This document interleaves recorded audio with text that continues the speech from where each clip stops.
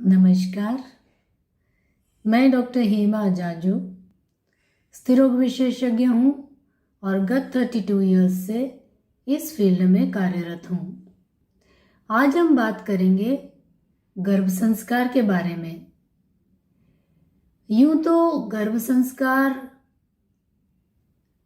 आज के modern age में नया है, परंतु भारतीय परंपरा और भारतीय पद्धति में गर्भ संस्कार पहले से ही निहित था।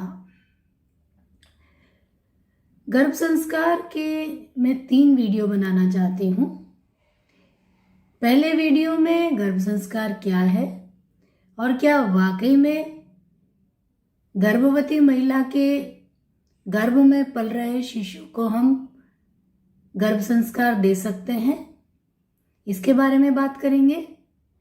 दूसरे वीडियो में गर्भ संस्कार किस प्रकार दिए जा सकते हैं और तीसरे वीडियो में गर्भ संस्कार कौन दे सकता है। तो आज हम पहले वीडियो गर्भ संस्कार क्या है और क्या वाकई में गर्भ संस्कार दिया जा सकता है, इसके बारे में बात करते हैं। गर्भवती महिला के गर्भ में पल रहे शिशु को संस्कारित करना या अच्छे आइडियाज़ या सद्विचार देना, इसे हम गर्भ संस्कार कहते हैं। और आज तो इवन साइंस ने भी प्रूव कर दिया है कि गर्भस्थ शिशु साउंड को, स्पर्श को, लड़ाई झगड़ा हो, म्यूज़िक को रिस्पॉन्ड करता है। और इसी तरह से जिस तरह के वातावरण और जिस परिस्थिति में गर्भवती महिला को रखा जाए, उस सब का प्रभाव बच्चे पे पड़ता है। जैसा मैंने कहा कि ये बहुत पुरानी पद्धति है भारतीयों के बीच, और इसीलिए हमारे जो बुज़ुर्ग, दादी, नानी या गुरु, जो परंपरागत गुरु होते थे, वो गर्भवती महिला को सद्विचार, सद्ग्रंथ अध्ययन, पूजा पाठ, सकारात्मक विचार सब तरह से आए, गर्भवती महिला को खुश रखा जाए और उन्हें अच्छी फिल्म और अच्छे विचारों को या तो संतों के माध्यम से या फिर अच्छी किताबों के माध्यम से दिया जाए। और इसके कई उदाहरण हैं जो हम देख सकते हैं और जिससे समझ सकते हैं कि बच्चा गर्भ में संस्कारित होता है। सबसे पुराना उदाहरण महाभारत में है। सुभद्रा, जो कि श्री कृष्ण की बहन थी, जब वे गर्भवती थी तो श्री कृष्ण युद्ध में चक्रव्यूह भेदन और चक्रव्यूह से निकलना किस तरह से होता है, इसके बारे में सुभद्रा को सुना रहे थे। सुभद्रा ने चक्रव्यूह भेदन तो सुना, परंतु उसके बाद उसको नींद आ गई और चक्रव्यूह से कैसे निकलना यह नहीं सुन पाई। इसी कारण से उनका जो बच्चा हुआ अभिमन्यु, वो चक्र भेदन करना तो जानता था, बट चक्रव्यूह से कैसे निकलना उसे नहीं आता था।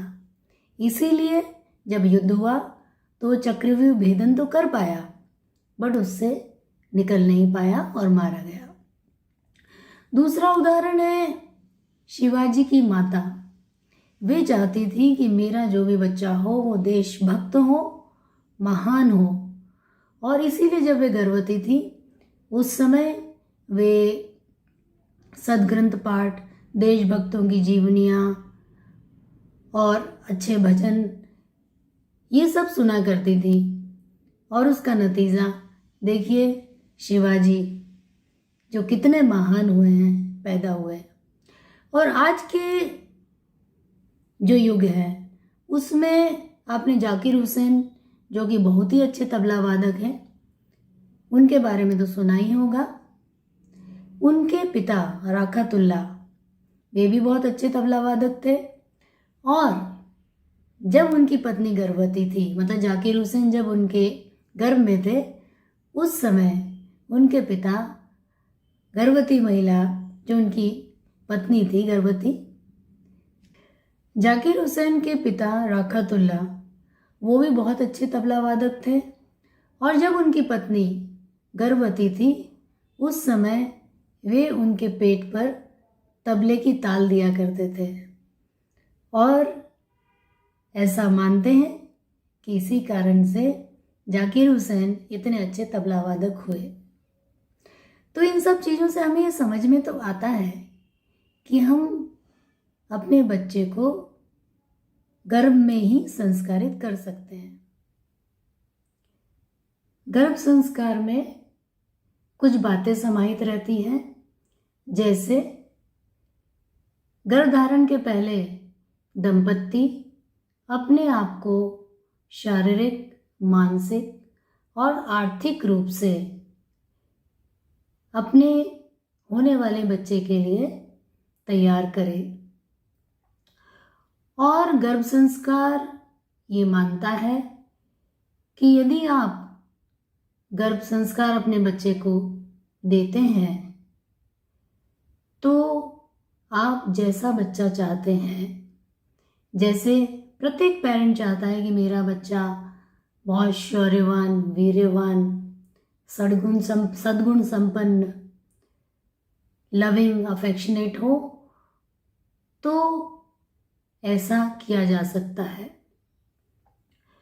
फिर गर्भ संस्कार में ये पद्धति यूज की जाती है कि बच्चा जब गर्भ में रहता है तो वो शिक्षित हो सकता है, और इसी को यूज करके गर्भ संस्कार की प्रक्रिया संपन्न की जाती है। चौथे महीने से बच्चे में सुनने की शक्ति आ जाती है। जो भी आप म्यूजिक या अच्छे विचार या सुनते हैं, वो सब बच्चा ग्रहण कर सकता है। शिशु माता के स्पंदन और उसका टच और उनकी आवाज़ सुन सकता है और समझ सकता है। और माँ की जो भावनाएं रहती हैं वो सीधे शिशु पे प्रभाव डालती हैं। इवन साइंस भी ये प्रूव कर चुका है कि जैसे आप सोनोग्राफी कर रहे हैं, आपको बच्चा दिख रहा है, सडनली कोई बहुत जोर से चिल्ला देता है तो बच्चा एकदम संकुचित हो जाता है। और इवन मैंने खुद ने ये एक्सपीरियंस किया है अपने पेशेंट्स में। और एक उदाहरण मैं बताती हूँ। मेरी एक पेशेंट थी, 7th मंथ में थी, सब कुछ ठीक हो रहा था। 7 मंथ लगने के बाद सडनली उसके साथ एक हादसा होता है। उसके पति को, ये रिंग रोड, ऑलमोस्ट 15-20 साल पहले की बात है, इंदौर की जो रिंग रोड है वहाँ पे कुछ लोग लूट लेते हैं और उसे थोड़ा इंजरी करके और पूरे कपड़े वपड़े सब निकाल के वहाँ पे डाल के चले जाते हैं कार लेके। 1-2 दिन बाद उसके हस्बैंड मिल जाते हैं, परंतु गर्भवती महिला को इसका जो शॉक लगता है उसके कारण उसके बाद से बच्चा बढ़ता ही नहीं है।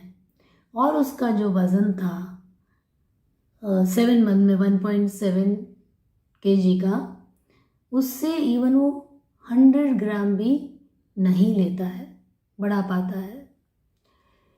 तो ये सब चीज़ें मैं भी मानती हूँ और मैंने भी अपने पेशेंट्स में बहुत यूज़ किया है और उसके बहुत अच्छे रिजल्ट भी मुझे मिले हैं।